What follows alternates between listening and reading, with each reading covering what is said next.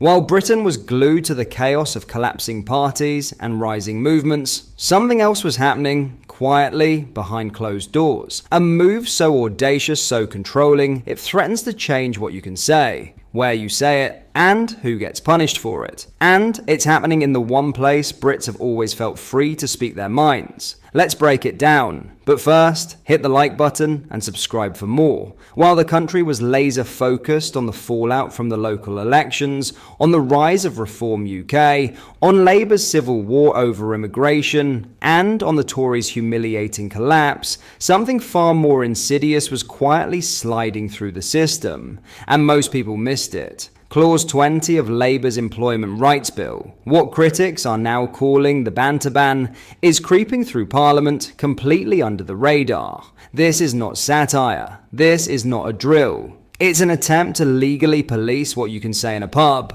all in the name of workplace harassment prevention. Let's be absolutely clear, this isn't about protecting people from actual abuse or discrimination. There are already laws in place to deal with that. No, this is about expanding liability for offensive remarks to the point where businesses can be punished for what their customers say. Not staff, customers. Under Clause 20, employers like pub owners, cafe managers, and restaurant landlords would be legally required to take all reasonable steps to stop any third-party harassment, even casual conversations overheard by staff. That's right, if your bartender is offended by what you're saying to your mate over a pint, the business could be liable. And that's not hypothetical, it's exactly what free speech advocates, the Free Speech Union, and even the Equality and Human Rights Commission, EHRC, are warning about. The EHRC has said plainly this move could disproportionately curtail freedom of expression, especially in environments where informal speech is the norm, like pubs. So let's play this out. You and a friend are in your local, discussing politics, religion, or a controversial headline. Maybe you make a joke. The staff member overhears you, gets offended, and reports it. A few weeks later, the pub landlord is dragged into a legal mess, facing fines or worse,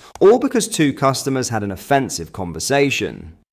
Welcome to Keir Starmer's Britain. Now, Labour insists this is about protecting employees in customer-facing roles, retail, healthcare, hospitality, from real abuse. But the vague, sweeping language of Clause 20 is the problem. It opens the door to weaponized offense, legal overreach, and chilling effects on speech. And let's not forget, this is happening while the British pub industry is already on life support. According to the government's own impact assessment, this legislation could cost businesses £5 billion a year. That's before factoring in the real-world implications. More lawsuits, less hiring, fewer conversations, higher prices, and, inevitably, more pub closures. And what does Labour say? Lillian Greenwood, a transport minister of all things, told Times Radio that people should be able to come to work without anxiety and that private conversations are fine as long as they don't affect others. But here's the catch. Who decides what's offensive? Who draws the line? In 2024, all it takes is one complaint, and a publican could be facing legal action for hosting the wrong kind of customer conversation.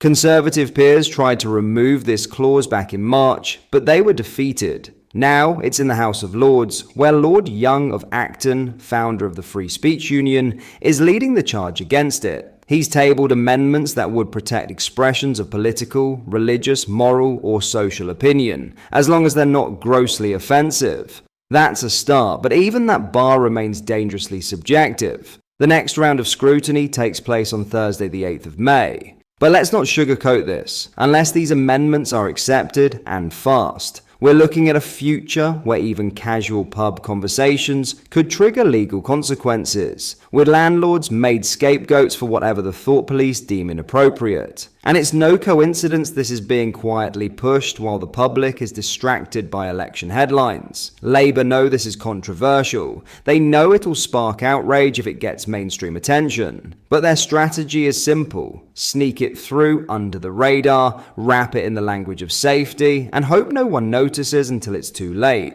But we noticed, and it's time more people did too. This isn't just about pubs, this is about freedom of speech, personal responsibility, and the slow bureaucratic stranglehold on British culture. If we don't stop it here, it won't end here.